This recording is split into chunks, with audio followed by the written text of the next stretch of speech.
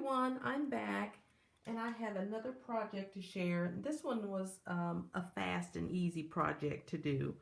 I decided to do something with paper. I haven't worked with my scrapbooking papers in a while, so I decided I wanted to decorate a box. So I got a paper mache box, and this is about a 7 or 8 inch box.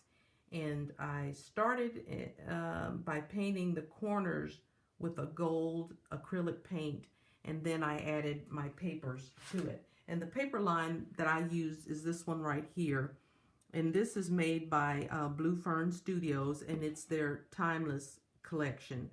And I had a few of these sheets already, so I decided to use that. And then I also decided to mix some other papers with it. And I don't have any more of the other papers left to show you, so I'll point those out to you when we get into looking at the box. But so that's the paper that I used, and other than that, that's it. So I'll start showing you what I did to it. What inspired me to make this box was this butterfly.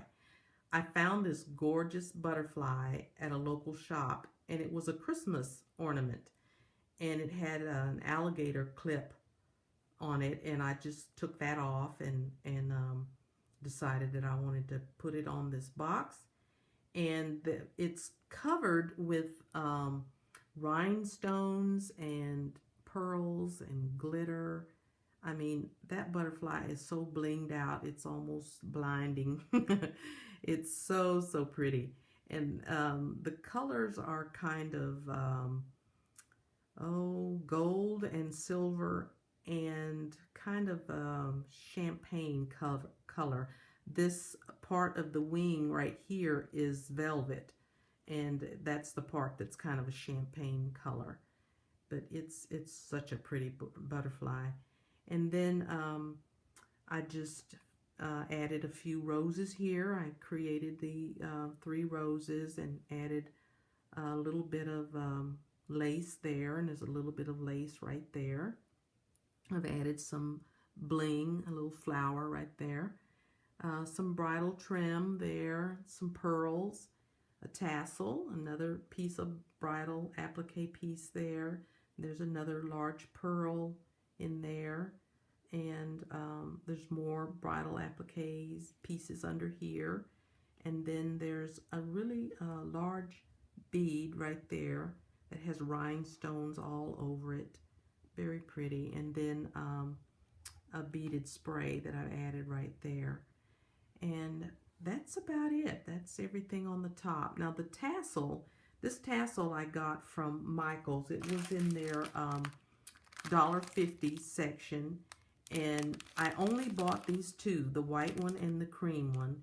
And I wished I would have bought more because they're long gone. I got these a long time ago. And I added, as you can see, I've added the rhinestone trim on this one because it didn't come like that. And also, after I took it out of the package, I realized that this tassel has a big hole in the middle. And so I didn't like that because I was afraid, what if my tassel falls open? I don't want anyone to see a big hole. So I added a piece of bling inside of there. So just in case it falls open, there won't be an ugly hole in there. And then the only other thing that I did to this top was I added the tulle. If you could see, it has the fabric tulle on the corners. It's kind of gathered. Well, it's actually all over the top, but it's just gathered on the corners. And the way that I did that was let me show you on this side. I glued the tulle down like from here over to about right there on each side. So every side I glued it from like there to there, and I left the corners free. And then after I got all the 4 sides glued down, I came back with needle and thread and I gathered those corners, and then I glued the corners down. And then that's what gives you that gathered look on the corner there. And then I pulled it all together in the middle and twisted it and glued it in place. So there's a knot right under this rose right here. And it actually helped to give me some height, because if you look at it from the side, you see it's not flat. They do have a little bit of height there, so it's because there's a knot under there. So that's how I created the top. And then I just finished it with this beaded trim that I have going around there, okay? And then the inside, this is the other paper line that I mentioned, and I don't remember if that was a K&N Company line, but it's an old paper line that I've had in my stash for a long time. So that's what I put on the inside, and then the bottom is done in the brownish color, and so is the inside of the top. So around the outside of the box, I used some more tulle, and I just cut the tulle at about 10 inches wide, and then I just gathered it on each corner and glued it in place all the way around on each corner. And then I finished it off in the front with this pretty blinged out piece right here. And then the little blinged pieces on the corners there, I made those out of filigree and rhinestone trim. I just took a little piece of metal filigree piece, and I took my Tim Holtz scissors and cut it to size, and then I used E6000 glue and put it all over the top, and then laid the 3 strands of trim on top of it, and waited for it to dry, and then that was my corners.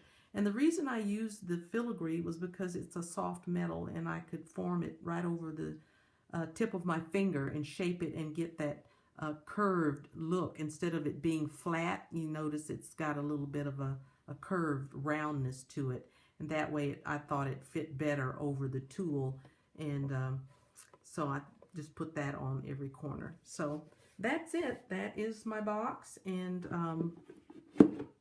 hopefully you think it's as pretty as I do. I just love it. It just turned out so nice. And I don't think it really looks like a Christmas box because, like I mentioned, this is a Christmas ornament, but I think it could be used if you wanted to give a wedding gift in a box like this, or anniversary or birthday. You know, if you've got a really special occasion and a really nice gift that you want to give, this is a great presentation box to put it in. So anyway, that's it. I just wanted to share my box with you. Hopefully you enjoyed seeing what I made. And so until next time, take care, be safe, and I will talk to you later. Okay, bye guys.